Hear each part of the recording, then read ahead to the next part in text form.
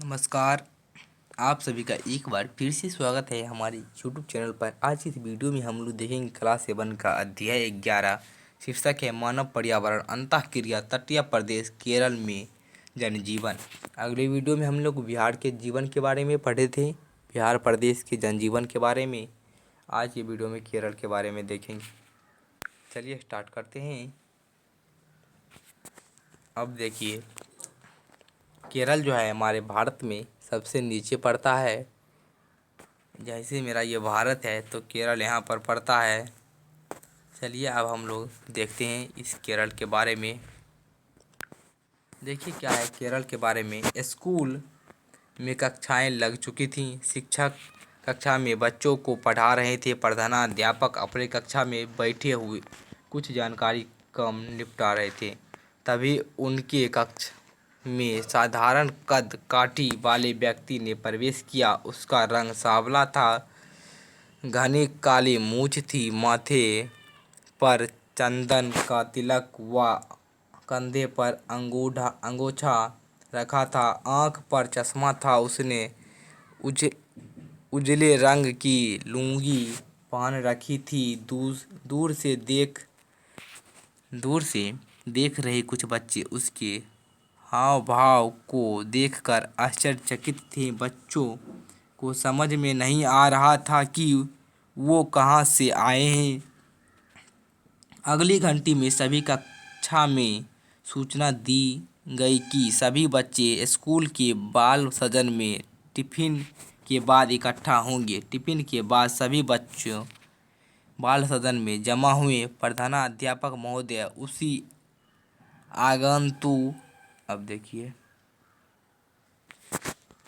आगंतुक के साथ कक्ष में पहुंचे।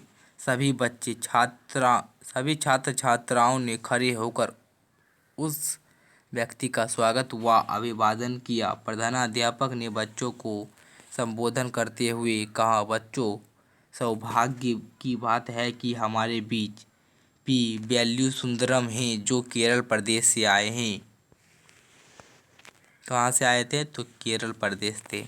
ये राष्ट्रीय सेवा योजना के कार्यकर्ता हैं और अपने राज्य के बारे में बिहार के बच्चों को बताएंगे ताकि बिहार के बच्चे भी केरल के बारे में जान सके। ये आप लोग को वहाँ की जलवायु, रहन सहन, खान पान, व्यवसाय आदि से परिचित कराएंगे। हालांकि इनकी अपनी भाषा तो मलयालम है। तो केरल की भाषा क्या हो गई बच्चों? मलयालम। इसे याद कर लीजिएगा। लेकिन ये आपकी ही भाषा में आपसे बातचीत करेंगे। आप सभी ध्यानपूर्वक सुने।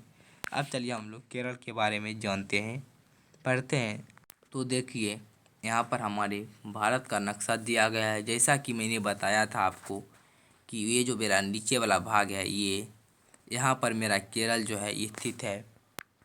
यहाँ पर देख लीजिए केरल इस तरीके से कुछ यहाँ पर स्थित है। और केरल के इस साइड में जस्ट तमिलनाडु है। और यहाँ पर कुछ दिए गए हैं केरल के बारे में, उसे आप लोग ध्यान से देख लीजिएगा। और इस साइड में मेरा अरब सागर है। चलिए अब हम लोग आगे देखते हैं। अब देखिए बच्चों ने जोरदार ढंग से तालियां बजाई। पी वैल्यू सुंदरम उठे। उनके हाथ में केरल प्रदेश का नक्शा था। उन्होंने दीवार पर नक्शे को टांग दिया। बच्चे उनकी लुंगी और घनी मूछ देखकर अभिभूत हो रहे थे। पी वैल्यू सुंदरम ने कहना शुरू किया। देखिए इधर कुछ दिया गया है, पढ़ लीजिए। केरल में चिकित्सा की एक पद्धति जो आयुर्वेद समाज पर आधारित है, काफ़ी प्रचलित है।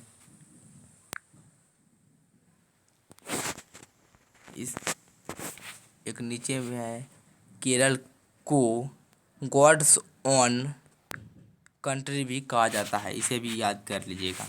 अब देखिए पी वैल्यू सुंदरम क्या कह रहे हैं केरल के बारे में। चलिए पढ़ते हैं।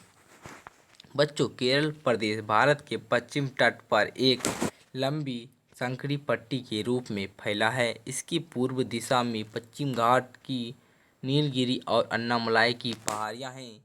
पश्चिम दिशा में अरब सागर है। यह एक संकरा तटीय मैदान है जिसकी अधिक चौड़ाई लगभग 100 किलोमीटर है। यहाँ का अधिकांश मैदान क्षेत्र नदियों के द्वारा बहाकर लाई गई मिट्टी के जमाव से बना है। इसके 3 भाग हैं। देखिए कौन कौन से 3 भाग हैं, उसे हम लोग देखते हैं। तटीय भाग समुद्री लहरों द्वारा लाई गई बालू द्वारा निर्मित पतला क्षेत्र जो अधिकांश दलदली हैं। यह अरब सागर के साथ साथ एक पट्टी के रूप में पाया जाता है। उसके बाद है रेतीली मैदान के पूर्वी भाग में उपजाऊ कॉप मिट्टी के मैदान भी हैं। यह भाग बहुत उपजाऊ हैं।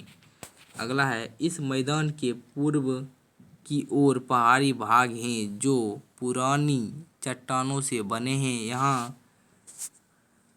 यहाँ पर्वतीय मिट्टी पाई जाती है जो अधिक उपजाऊ नहीं है। अब देखिए नक्शे पर से ध्यान हटाते हुए उन्होंने कहा, अब मैं आपको यहाँ की जलवायु के बारे में बताऊंगा। बच्चे पूरे शांत भाव से सुन रहे थे। भारत में मानसून की शुरुआत यहीं से होती है। यह प्रदेश समुद्र तट पर बसे होने के कारण अत्यंत नम्र ग्रीष्म ऋतु में औसत तापमान 32 डिग्री सेल्सियस तथा शीत ऋतु में 23 डिग्री रहता है। यहाँ वार्षिक तापमान 2 डिग्री सेल्सियस से 5 डिग्री सेल्सियस तक रहता है, मतलब कि अधिक ठंड पड़ती है। इस तरह यहाँ की जलवायु सम है, न जाड़े में अधिक ठंडा पड़ती है और न गर्मी में अधिक गर्म, मतलब कि ठीक है, जलवायु सम है। यहाँ वर्षा मई से नवंबर तक होती है। यहाँ औसत वर्षा 200 सेंटीमीटर से अधिक होती है, मतलब वर्षा ठीक ठाक है। यहाँ की जलवायु उष्ण आर्द्र मानसून प्रकार की है। प्रदेश का 1/4 भाग वनों से आच्छादित है। ऊंचे तापमान और अधिक वर्षा के कारण यहाँ सघन सदाबहार वन पाए जाते हैं। सागवान, चंदन, सुपारी, नारियल, रबर, बांस के वृक्ष मुख्य रूप से पाए जाते हैं। तो इसे आप लोग नोट कर लीजिएगा, बहुत इंपॉर्टेंट है कौन कौन से वृक्ष यहाँ पर पाए जाते हैं। अब देखिए उन्होंने कहना शुरू किया, केरल मुख्यतः कृषि प्रधान देश है। बिहार भी कृषि प्रधान था और केरल भी। यहाँ की लगभग आधी जनसंख्या कृषि कार्य पर निर्भर करती है, यह कृषि कार्य से जुड़ी है। यहाँ मुख्य रूप से चावल, नारियल, काली मिर्च, कहवा, काजू, इलायची, रबर, चाय, सुपारी व गरम मसाले आदि उपजाए जाते हैं। खासकर केरल मसालों के लिए प्रसिद्ध है। अब देखिए तटीय क्षेत्र में मछली पकड़ी जाती हैं। मछली यहाँ की प्रमुख खाद्य सामग्री में से एक है। धान यहाँ की प्रमुख खाद्य फसल है और इसकी एक वर्ष में 4 फसलें तक प्राप्त की जाती हैं। इन्हीं धान की खेती में कृषि के साथ साथ मछली पालन भी होता है। धान की खेती में मछली को भी पाला जाता है, जिससे मछलियों के साथ साथ प्राकृतिक खाद्य पदार्थ प्राप्त होते हैं। इससे अतिरिक्त बहुत सारे नकदी फसल यहाँ उगाई जाती है, जैसे सुपारी, विभिन्न प्रकार के मसाले, अन्य क्या है यहाँ पर गन्ना आदि। यहाँ विभिन्न प्रकार के फूल की खेती होती है। बागायती कृषि में चाय के बागान देखने को मिलते हैं। अब देखिए अब हम देखेंगे सुंदरम, जो थे पी वैल्यू सुंदरम, वो कहते हैं ने आगे कहा, केरल देश के उन गिने चुने क्षेत्र में से हैं जहां आज भी दुर्लभ वन्य जीवन फल फूल रहा है। यहाँ हाथी, विभिन्न प्रकार के बंदर, किंग कोबरा, विभिन्न प्रकार की पक्षी इत्यादि पाए जाते हैं। आपने दूरदर्शन पर हाथी के झुंड जरूर देखे होंगे। उसमें सबने जोर से कहा, हाँ हाँ, वे सब केरल के जंगल के ही दृश्य होते हैं। अब देखिए थोड़ी चुप्पी के बाद उन्होंने फिर कहना आरंभ किया, यहाँ के लोग अत्यधिक धार्मिक प्रवृत्ति के होते हैं। हिंदू, ईसाई और इस्लाम यहाँ के प्रमुख धर्म हैं। जल यहाँ की संस्कृति का महत्वपूर्ण अंग है। यहाँ पर विश्व प्रसिद्ध नौका दौड़ का आयोजन किया जाता है। कथकली यहाँ की विश्व प्रसिद्ध नृत्य है। देखिए, कथकली यहाँ की विश्व प्रसिद्ध नृत्य है। कथकली कहाँ की नृत्य है? तो ये होगा कथकली केरल की नृत्य है और विश्व में प्रसिद्ध है। उसके बाद है मेरा मोहिनी अट्टम यहाँ की प्रसिद्ध मोहिनी अट्टम यहाँ की प्रसिद्ध नृत्य है। तो केरल की प्रसिद्ध नृत्य मोहिनी अट्टम है और कथकली यहाँ विश्व प्रसिद्ध नृत्य है। दो नृत्य तो हो गए। उसके बाद है मार्शल आर्ट के रूप में कलारीपट्टम शैली है। मार्शल आर्ट के रूप में कौन सी शैली? कलारीपट्टम। मलखम्ब यहाँ की प्रसिद्ध खेल है। प्रसिद्ध खेल में आ जाता है मेरा केरल में मलखम्ब। उसके बाद है सबरीमाल मंदिर प्रसिद्ध तीर्थ स्थल है। इस सबको नोट कर लीजिएगा। अब देखिए, यहाँ के लोग सेवा भाव से भरे होते हैं, इसलिए सबसे अधिक चिकित्सा नर्स इसी राज्य से आते हैं। सबसे अधिक नर्स जो है चिकित्सा किस राज्य से आते हैं? तो केरल से। मतलब केरल की इसमें प्रधानता है। यहाँ साक्षरता दर भी भारत से अधिक है। साक्षर दर भी केरल में बहुत ज़्यादा है। आँखों में चमक लाते हुए सुंदरम बोले केरल प्रदेश की तटीय भाग में मोनोजाइट जिरकन थोरियम यूरेनियम पाया जाता है, जबकि पूर्वी भाग में चीनी मिट्टी चूना और ग्रेफाइट पाया जाता है। सुंदरम ने कहा कि केरल में तिरुवनंतपुरम अल्वार फल्गुन कोझीकोडम यहाँ की प्रमुख औद्योगिक नगर हैं। तिरुवनंतपुरम में सूती कपड़ा, नारियल का तेल, साबुन, साइकिल ट्यूब, कांच आदि का कारखाना है। पुन्नालूर में कागज तथा अल्वाई में अब देखिए अल्वाई में एल्युमिनियम का कारखाना है। कुटीर उद्योग में नारियल के रेशे, रस्सी, पाँव पोछा, पायदान, टोकरियाँ आदि बनती है। नारियल के रस्सी से ये सब बनाए जाते हैं। इसके अतिरिक्त रेशम, चीनी मिट्टी के बर्तन, प्लाईवुड, रासायनिक खाद आदि भी के कारखाने हैं केरल में। अब देखिए, अब आइए केरल की बस्तियों के बारे में हम लोग जानेंगे। केरल के बस्तियों के बारे में बच्चों में उत्सुकता बनी हुई थी। यहाँ की अधिकांश जनसंख्या गांव में निवास करते हैं। तट के किनारे जनसंख्या दूर तक फैली है। ग्रामीण क्षेत्र में 2000-4000 व्यक्ति प्रति वर्ग किलोमीटर में निवास करते हैं। यहाँ बस्ती का बसा बहुत ही घना है। यहाँ पर बहुत ज़्यादा घना है। मतलब कि जब इतना हो गया 2000-4000 प्रति वर्ग किलोमीटर, 1 किलोमीटर के अंदर 2000 से लेकर 4000 तक व्यक्ति के बीच में रहते हैं।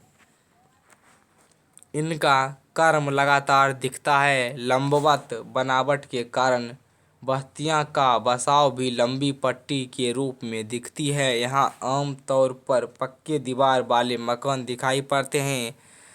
छत में खपरेल, एल्वेस्टर या टीन अब देखिए या टीन तथा कंक्रीट इस्तेमाल होते हैं। यहाँ पत्थर के काट कर ईंट बनाई जाती है। देखिए, पत्थर को काट कर ईंट बनाया जाता है। वैसे तो मिट्टी का ईंट बनाया जाता है सभी जगह, लेकिन वहाँ पर पत्थर को काट कर बनाया जाता है ईंट। तो बहुत ज़्यादा मजबूत होगा, स्वाभाविक है।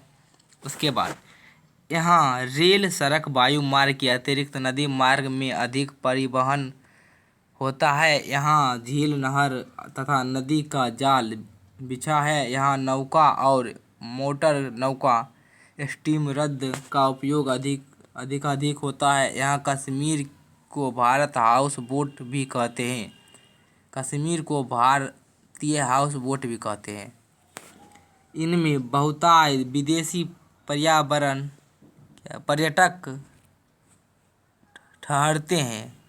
पर्यटक भी ठहरते हैं। यहाँ की बसों की खिड़कियाँ में शीशे नहीं होते, बल्कि चमड़े के पट्टे लगे रहते हैं, जिससे चटाया उतारा जैसे चढ़ाया उतारा जा सकता है। पर्यटक विलासी युक्त नौकाओं, यहाँ पर देख लीजिएगा थोड़ा मिसप्रिंट है, नौकाओं में भी भ्रमण करते हैं। आपको केरल में लैंगून झील खूब मिलती है यहाँ। यह कहकर उन्होंने थैले में से एक पोस्टर निकाला और सबको दिखाते हुए बोले कि ये झील वस्तुतः बालू व स्फुट रेत की दीवार के द्वारा समुद्र से अलग हो गए हैं।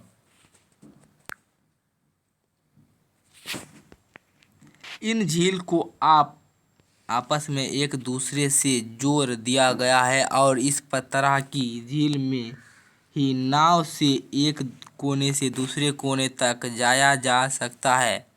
पोस्टर में झील में लंबी लंबी नावें दिखाई गई थी। तस्वीर बहुत ही मनोहरी थी। यहाँ चावल, इडली, डोसा, सांभर, पट्टी, उत्पम, अवियल, उपमा, अट्टपम एवं नारियल से बनी खाद्य सामग्री, मछली एवं समुद्री उत्पाद प्रचलित हैं। यहाँ केले के पत्ते पर भोजन परोसा जाता है। यहाँ से लेकर इस सारे को भी नोट कर लीजिएगा। आगे बढ़ते हैं हम लोग। अब